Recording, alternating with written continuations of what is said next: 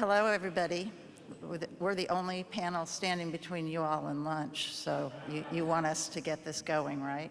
I'm going to just mention who's on our panel and let them each take a minute and introduce themselves. We've got Dwight Vicks from Vicks Print and Distribution, Ashley Gordon from HP, Jim Fetherston from Worzalla, and Tim Christie from Lindenmeyr Paper. So, Dwight, why don't you just start and we'll work our way down the table. Okay, thanks. So we're on Friday, we'll be 104 years old. So if you live that long, you go through lots of iterations. So our latest one is we're a digital softcover book and print company. So we have a distribution center as well. And you have to have a little bit of a luck if you're going to make it to 104. Hi, I'm Ashley Gordon. I'm the Publishing Market Development Manager for HP, and I work with Mark Levin and Doug Sexton in the Page-Wide Industrial Division. And what Publishing Market Development Manager means in non-HP speak is that I hang out with publishers all the time to understand what it is they're trying to do so that we can come back to you and tell you what you need and what we can provide for you to meet what Brian was talking about today and Angela.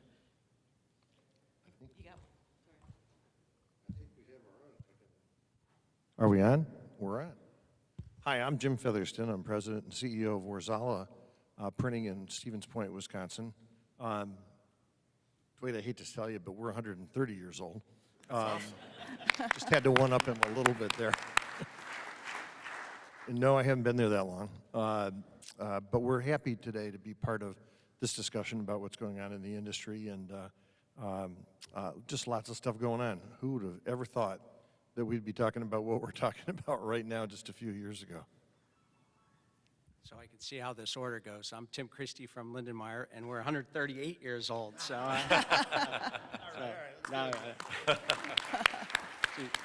and I am almost that old. So, no, but so I'm responsible for the sales of Lindenmeyr book publishing papers and share the responsibility on our magazine and catalog side with Don Bergen. Happy to be here and ready to field any questions anybody has except from Ned. Okay, well, in keeping with this same theme as we've been going through this morning with both the publishers and then the association of publishers, I wanted to ask if we can talk a little bit about the trends in your area, the capacities, lead times, and so forth, demand, and how you see those trends being enacted. And I'm going to start with Jim Fetherston, who is talking from basically mostly the offset printing market arena. Yeah, we're an offset, 100% offset trade printer, specializing in hard case and softcover books. And we market to the big 6, big 10, big 5, whatever the number is these days, of the largest publishers. Boy, you know, it's, I mean, can you even imagine just a few years ago having one of the biggest publishers in the world sit up here just an hour ago and tell us that he wants us to create more books for him? You know, it was not too many years ago that we wondered if the book, the physical book that is, was dead. And here you had Brian Murray telling us that, how come you guys can't make more books for me? So I think that's a very positive message that we're hearing, despite the fact that, you know, when we first started talking about this panel coming together, it was a month or 6 weeks ago, and, you know, we were talking about the changes in the industry, and where the changes at that point were, we went from down here to up here, and then little did we know that 6 weeks later we'd be talking about coming downhill with all the economic pressures, all the things that Brian outlined this morning. So I think it's, we're in a really interesting position right now. The supply chain issues, the industry's taking a little bit of a pause. It's back. Demand is down after 2.5 years of being just up every period. So we're facing some unprecedented challenges at this point, and it's going to be an interesting ride over the next 3 to 6 months. But I guess I'm here to tell you, I feel pretty optimistic when I hear people like Brian Murray and the other big publishers saying, hey, this is a temporary lull. We've got too many books right at the moment, but we expect to see things get right back on track in 2023. And that depends a lot of, obviously we can't have a global war, we can't have a complete meltdown of our economy, but if we can manage those kind of things, I think I look at 2023 as being a fairly positive year. Dwight? So we're almost completely digital now. It's a little different than Jim, but we were like Jim in the year 2000. We were 100% offset. We had 3 heat set webs, and we're going to retire the last one this year. So now we'll be completely digital. And talk about trend changes. We were really following what our customers were asking us to do, but some of our markets just went away. I mean, we just didn't serve educational publishers. We used to do telephone directories, millions of them. When was the last time you used a phone book, right? We did legal publishing, industrial catalogs, all this stuff that just evaporated. Had one call from a wonderful customer that we worked at since the 70s, said great things about our people and our company, but Dwight, we're no longer going to print. Starting Friday, we're going all online. So honestly, it was kind of a frustrating trend that we lived through in the recently, but I would say most recently, though, since we're all digital now, and we also do pick, pack, and ship, which has saved us, you know, to have the combination of both of those things, so we can take the headache away from the publisher to, you know, not only print their content but distribute it for them.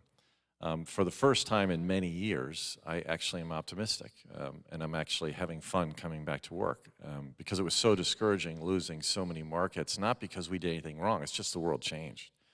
But I agree with Jim. I mean, I think that, you know, to hear Brian say what he did this morning, and certainly this year, we had to turn away a lot of work because we didn't have enough capacity to turn it out. I mean, 4 years ago, we were still seeing our sales drop and price levels being pushed farther down. So it was a bummer.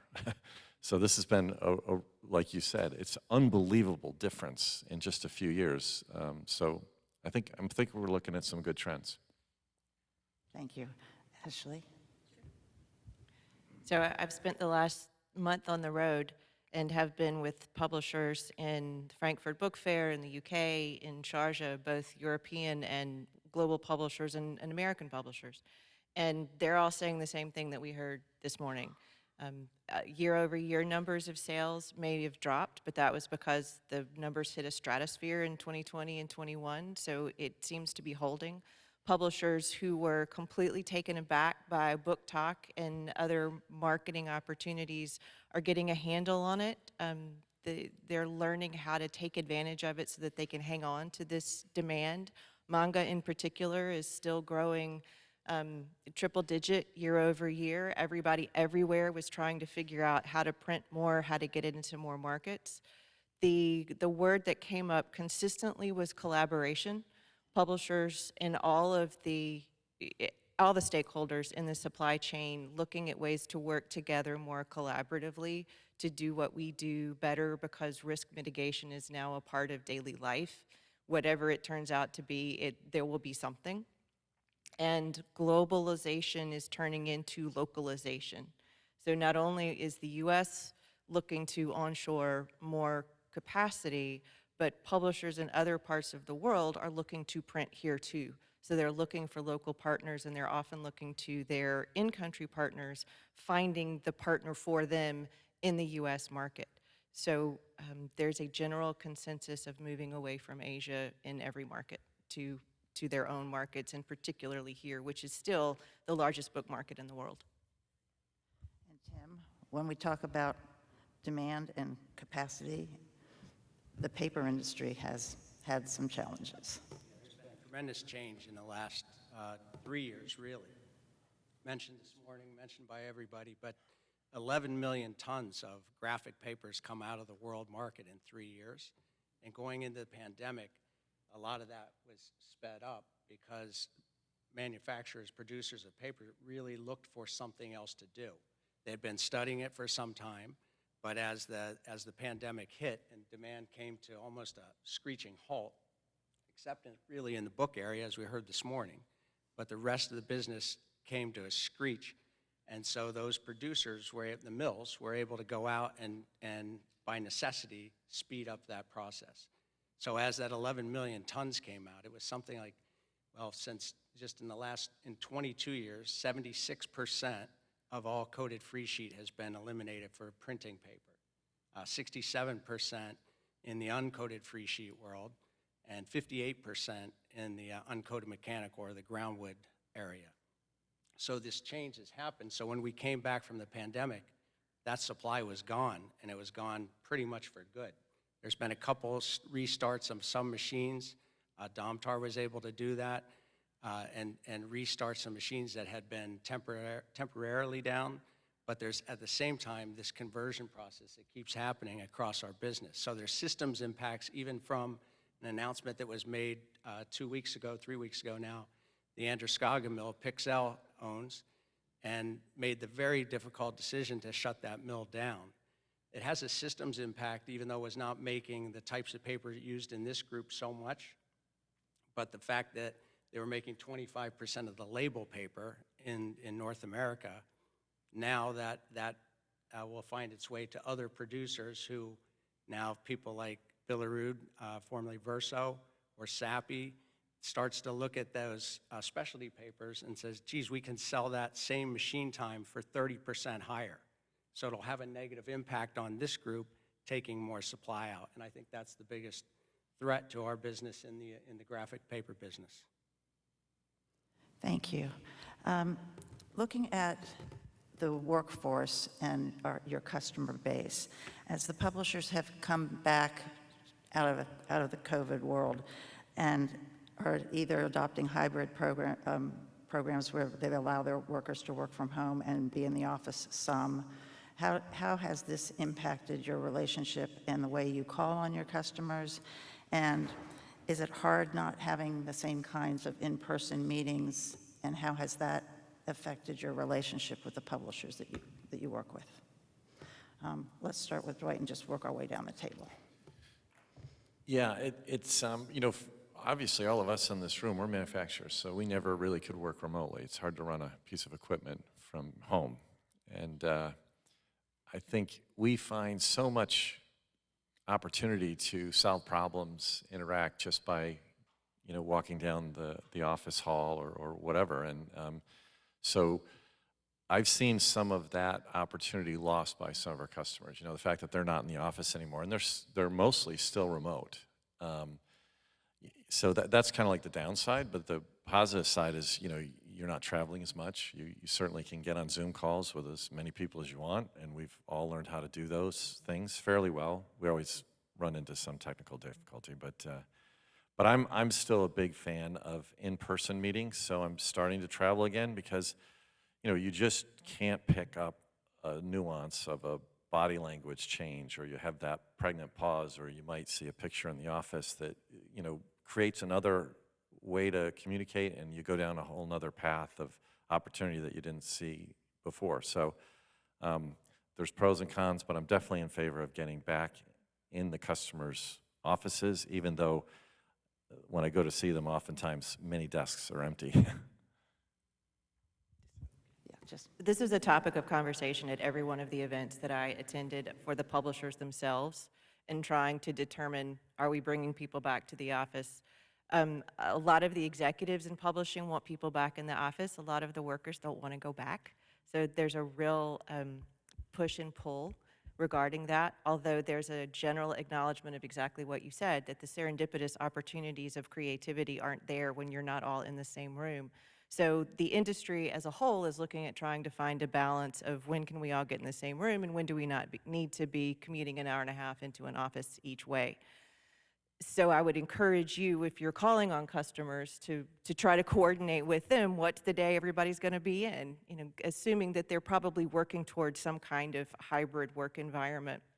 What it has done for the industry as a whole is make the events incredibly important. So even though people have said, yes, I don't have to go halfway around the world to sell rights, I can do it over Zoom, there was an incredible energy at every one of these events of people being in the same room again and recognizing that it's the meeting you have walking down the aisle that you didn't schedule that turns out to be the one of the fair that was most important. So to what degree you may or may not participate in a publishing event, or particularly publishing associations. It's also given a real strength to like the IBPAs and the BISGs of the world, bringing publishers together and helping them solve problems. So no, they're not in the office, but they will be some days, so coordinate with them and then look at other opportunities because they're really hungry for that face-to-face interactivity that they've lost. I agree with all of that. You know, it's been kind of amusing talking to senior management CEOs over the past couple, 3 years. You know, they started out by saying, oh, we're going to have everybody back in the office as of Mother's Day, as of 4th of July. And the deadline kept getting pushed back and pushed back. And, you know, we're going to be demanding 5 days a week in the office. Then it was 4 days a week in the office and 1 day at home. And then it was 3 and 2. And then it just, the ratio was come into the office whenever you feel like it. And I mean, I think we're going to end up with a hybrid system for sure, because there's no doubt that I think it's been proven beyond a shadow of a doubt that people can be effective at home and work well. But it is that interpersonal action that you get in person that you just, it's very hard to do on a screen. And I think in a competitive labor market, it's pretty hard to demand. I guess we're going to see Mr. Musk has been very demanding with his labor force. If you don't show up, you're fired. It'll be interesting to see how that works for him. He's taking an extreme kind of approach to it. I think most people in our industry want to be a little more careful because people are hard to get. So it's going to be I think this is going to play out over the next 3, 6, maybe 12 months, but I think we're going to end up in a permanent kind of hybrid system. And I think what's really going to be the telltale sign is rental space in New York City. When those leases expire, Brian's got a gargantuan amount of square footage in Lower Manhattan and a beautiful building. Will he keep, I don't think he's going to walk away from that lease when he's at the end of it, but will he keep all the square footage? I think that's the thing I'm keeping an eye on, because I think most of the publishers kind of are a little sorry that they signed big long-term leases in 2019. Yeah, the only thing I would add would just be that culturally, I think we all get that for especially younger people coming into the business, it's a big miss. You know, and even though a lot of the kids now that have kind of come through that and think they can work from home and they are commanding higher prices to work at however they want to work, I think the real challenge is for us as a group like this is to try to keep getting younger, trying to bring more people into the business, because it is going to be a good business. We heard it this morning. Dave talks about it. There's a business here, and we all have a responsibility to try and bring younger people. Janet, you've done it for years, try to mentor people, and I think that's really key now. Thank you. Regarding supply chain, how have you worked with publishers during this very tight period to create solutions to the capacity demand issues, and how has that worked out? Yeah, just.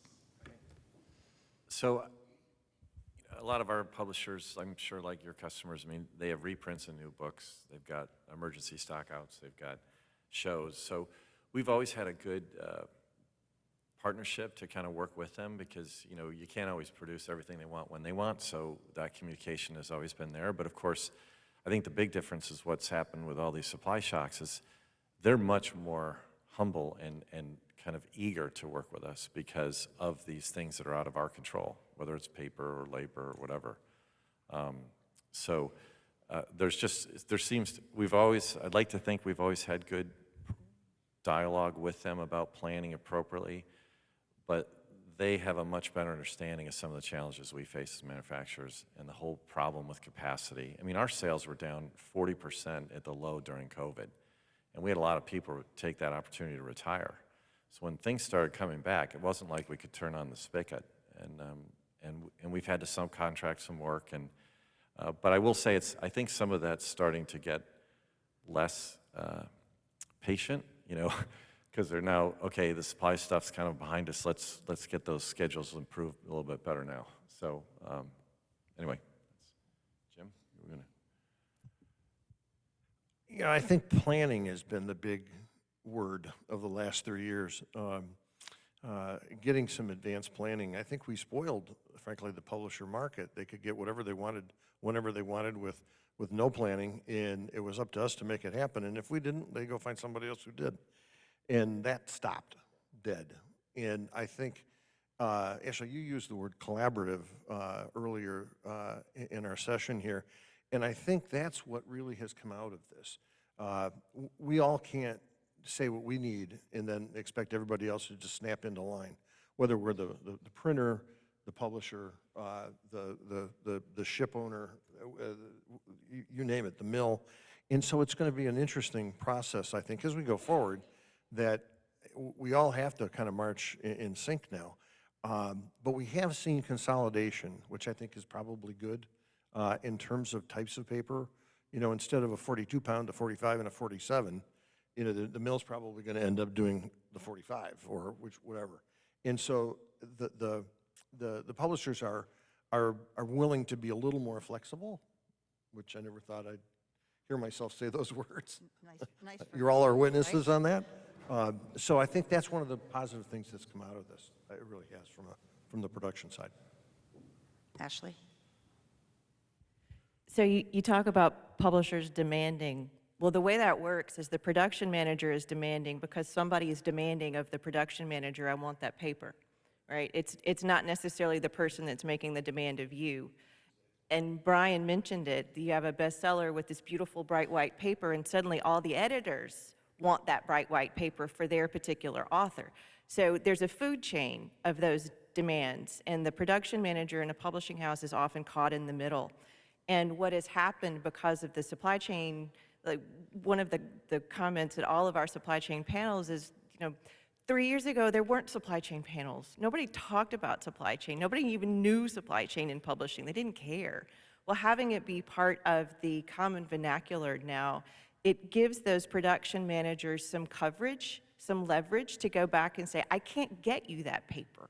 I know you want it, but I can't get it. So the collaboration part of that and our opportunity is giving them the why, because then when they have the why, they can take that back up the food chain. And it's not just that I'm being a difficult production manager and not trying to make you happy, it's that it literally doesn't exist. So the more we can educate our customers to then educate their customers, essentially, then they're able to work in that world of, okay, let's have this type of paper and not 46.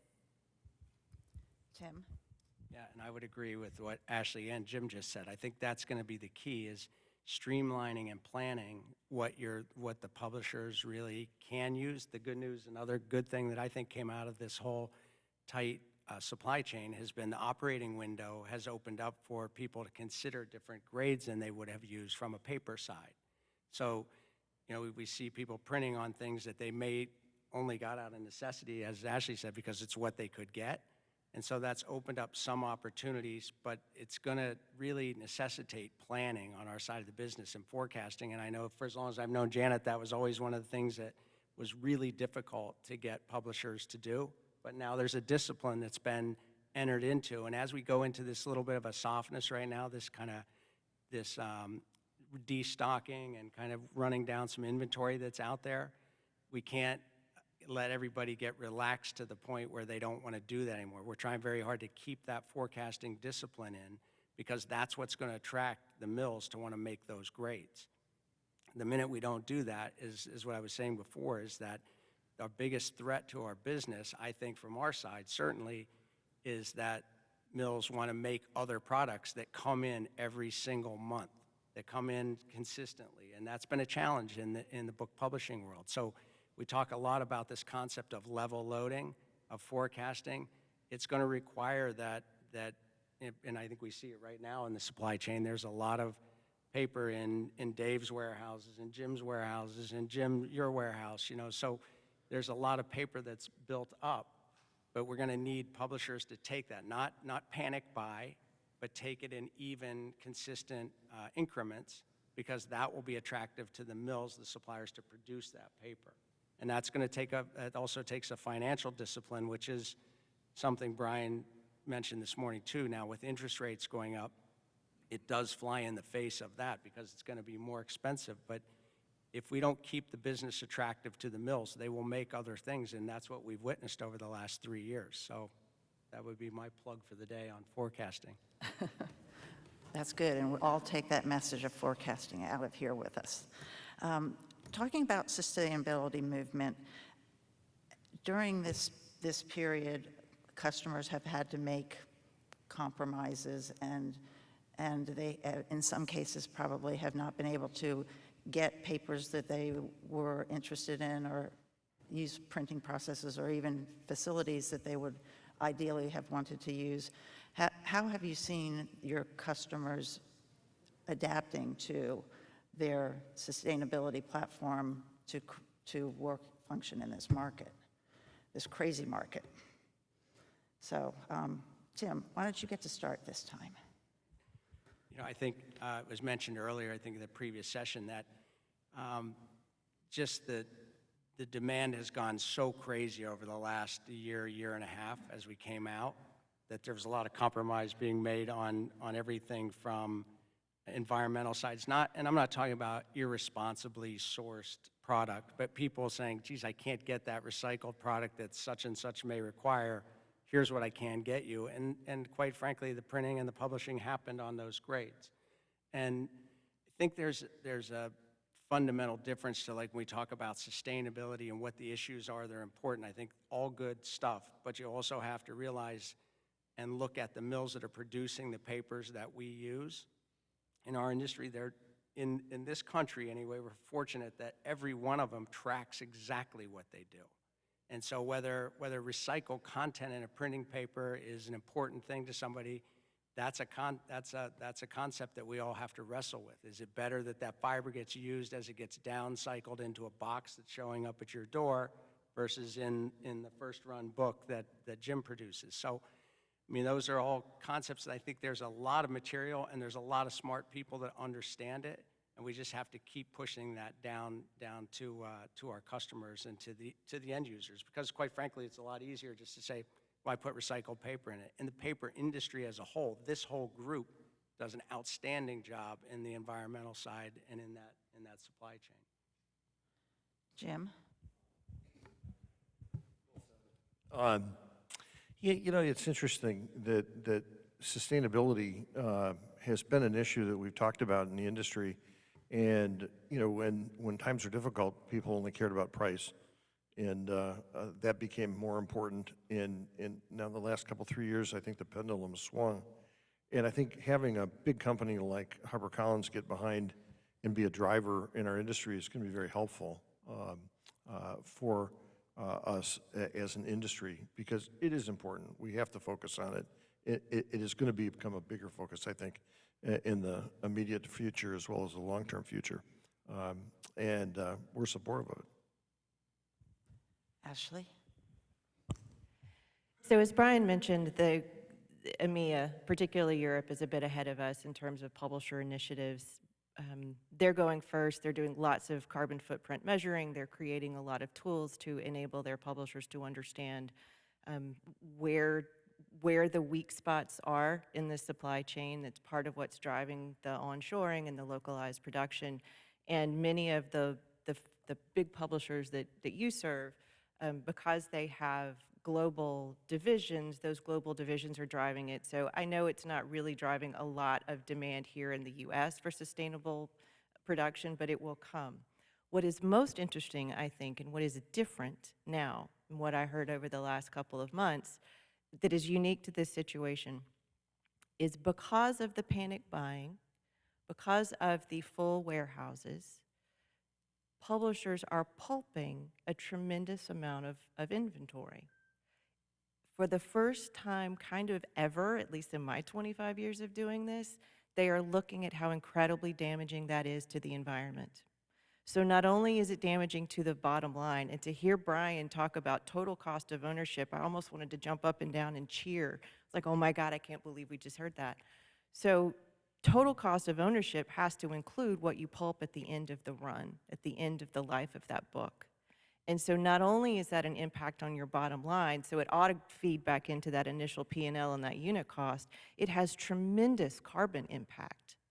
And it's the sustainability issue of the carbon impact, the panic buying of the pandemic, and suddenly the cost of inventorying, the cost of money, the fact that we don't have the space to put the books that we need to print, we don't have the paper to print the books that we need. All of those things are coming together to make them suddenly want to measure, what does it actually cost us to pulp a book? And they're very serious about that, and that's the first time I've ever heard that, and that's really good for us, and that forecasting, and that we print what they need, and that we always have, that we find the balance between our supply and their demand. Thank you. Dwight? I think most of us run our companies to do what's right environmentally and be responsible. I mean, we changed Fountain Solutions, we went to recycled paper, we went to Agra Inks. I mean, we all want to have a good environment.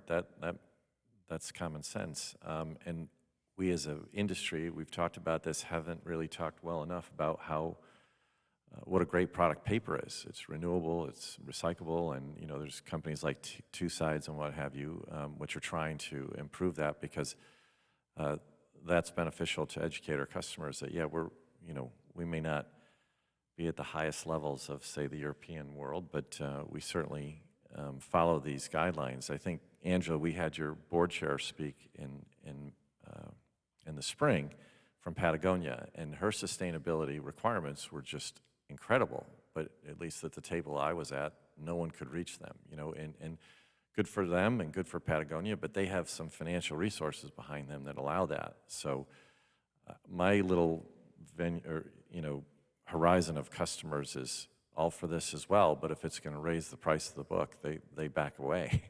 And we've still been living in an environment, at least recently, where, yeah, this is great, when can you get me my book? So I'm not belittling it at all, it's very important, but it's just not the priority right now on our horizon. Okay. And I'd like to hear from each of you where you think the industry is headed, considering the shift from it being a buyer's market to a seller's market, and where do you see demand in supply chain, labor market, paper availability going in the next 6 to 8 months? I'll start with you, Ashley. Again, going back to what we heard this morning that was really surprising, the onshoring challenge is most difficult for children's books. It's difficult for color. It's difficult because they have a very narrow price elasticity. It's difficult because there's a lot of handwork that often goes into finishing a children's book, and that both the skill set and the skill set at a price is not available outside of Asia. So hearing him say, we may stop producing in some formats rather than produce in Asia, I thought was a pretty groundbreaking statement. I think what we're, again, seeing from publishers is an understanding that it's not a buyer's market for them anymore. And the collaboration term that kept coming up, I think for us and our future and what happens over the next year, to what you said, let's hold firm to what we're doing, but let's demonstrate that we are partners. We recognize their challenges, they're beginning to recognize ours, and let's look to solutions, and the solution might not be delivering what you've always had at the price you've always been able to pay for it. So be more open, be more, yeah, I know you're asking me for that, but here's what I can give you, and take advantage of the fact that they're listening, and let's make some things permanent so that we can invest in that capacity and know that 2 years from now, they'll still be there with us. Tim? Yeah, I mean, I think it's actually, the business is bright. The future is bright. I mean, it's really, I think we're fortunate. We just have to do a couple of those things, which we've all hit on here, which is we have to keep it viable. And I think, the statement this morning from Brian, it doesn't get any better than that in this world. We had recently, about 2 months ago, an announcement of one of these big mills that Stora Enso is closing or selling, I should say, in Germany, being purchased by an end-use customer. We were talking about it this morning at breakfast. So happens to be on the retail side, but a big German retailer called Lidl is buying a paper mill. If that's not a statement about the viability of print and how important it is in terms of what Dwight's saying. It's a great product. And so again, I think we need to keep promoting and talking about that and keeping it, from a standpoint of right now, this period where prices are teetering. What happened in years past when we had capacity, excess capacity, people would chase orders. People, mills, merchants, all of us, we would all chase that price down.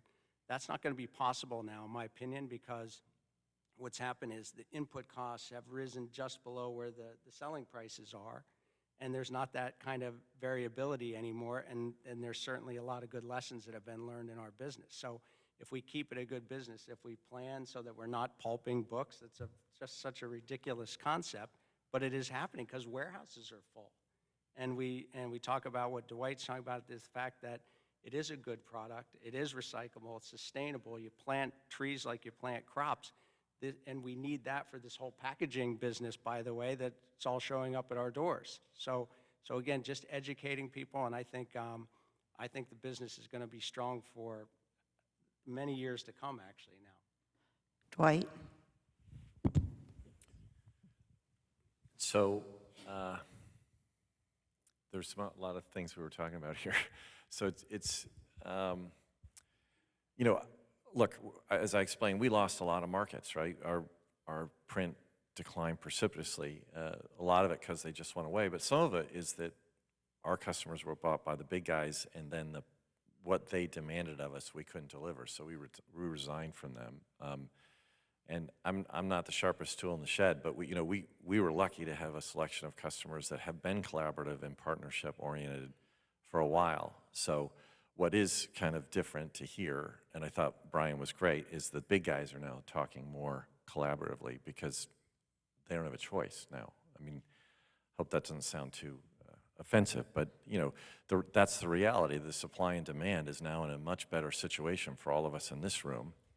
And so, we just have to make sure that we carry the collaborative banner and talk to people like Brian and other customers. To Jim's point, if you want more capacity, we have to write checks, and generally they're big checks. We're a capital-intensive business still. And, Brian can't promise, so I'm going to, you're going to have a lot more demand. I mean, the previous panel said that as well. Can we really rely on that? But certainly, we're in a much better position now than we were several years ago. I'm optimistic. But I love this expression by Mark Twain. He said, "A cat that sits on a hot stove will never sit on a hot stove again, nor will he sit on a cold stove either." I feel like my ass has been sitting on a hot stove for a decade. But I'm starting to feel that this dialogue that we have at this meeting, that we've had at several of the others, is much more constructive for a more stable, logical industry going forward. But it's got to have dialogue. It's got to have these types of meetings where we invite publishers and we talk to them about it, because we're all in the same boat. I mean, this is a food chain that we're a part of. Sadly, we're kind of on the lower end of the food chain, but still, it's a very important food chain. So, Thank you. And Jim? I got something I want to say. I think that the fundamental change that's occurred over the last several years has earned us a place at the table that we weren't necessarily there before. Because I think what Brian and his peers understand is the fundamental balance in supply and demand has shifted. So we talk about a slowdown right now. There's too much inventory that's been built up. Of course, Amazon's pulled their little power play. Not little, big power play. But there's a fundamental difference between this and every other example that all of us have lived through over the past couple of decades. And that's what's, I think, keeping us from going backward to the way things used to be. And that's because there is not enough capacity in North America today to serve the big publishers and the medium-sized publishers. So that's the fundamental difference that's occurred. And hats off to everybody in this room. You are the folks left standing. There used to be a lot more people in this room 10, 20 years ago. And you're the ones that survived in a very difficult market over the past couple of decades. And that's what's, I think, keeping us from going backward to the way things used to be. And that's because there is not enough capacity in North America today to serve the big publishers and the medium-sized publishers. So that's the fundamental difference that's occurred. And hats off to everybody in this room. You are the folks left standing. There used to be a lot more people in this room 10, 20 years ago. And you're the ones that survived in a very difficult market over the past couple of decades. And I think the publishers at this point have come to grips and understand that they have to be a little more flexible when it comes to grades of paper that's available. But they also know that they don't have complete leverage when it comes to getting their product done. I mean, Penguin Random House was so alarmed by it, they ran out and bought most of Quad Graphics to protect their own supply. That's pretty dramatic. So I think that that's what we have to face as we come through this, and it's one of the reasons why I'm very optimistic, because when I hear that they don't want to go back to China for the censorship issues, as well as the transportation and the timing, that's really positive. But that means they're looking to us, and Brian is good as said it this morning, what are we going to do to help them? And that's really where we're at right now, which I would much rather be in this situation than I was 10 years ago when we all looked at each other going, oops, is the ebook going to take over and there will be no such thing as a physical book? So I'm optimistic. Thank you. I am going to open it up to the floor. If there are any questions for any of the panels, feel free to raise your hand.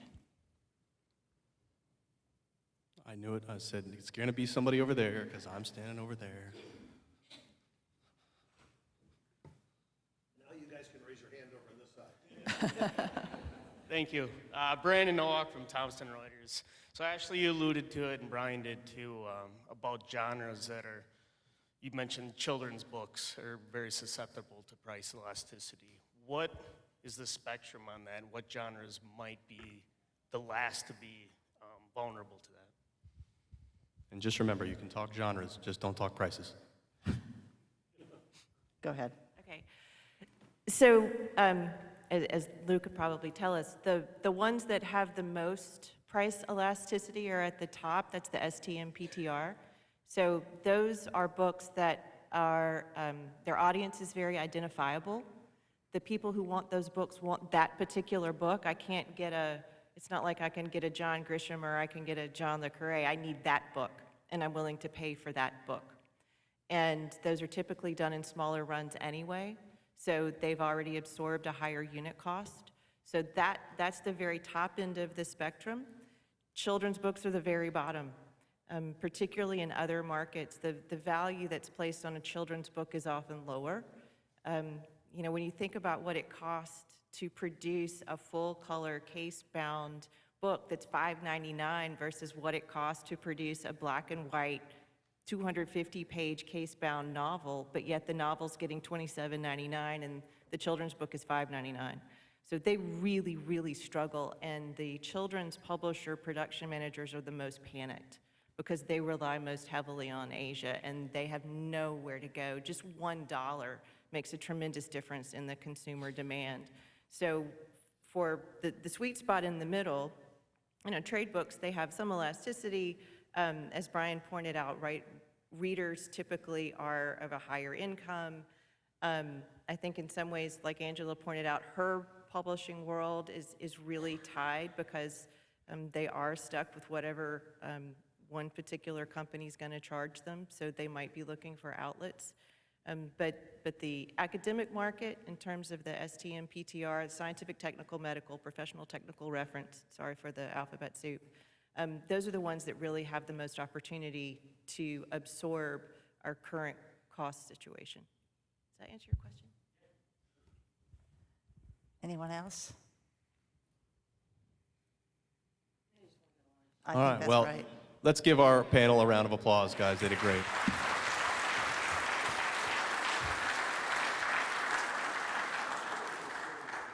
All right, so before I dismiss everybody to lunch, a couple things.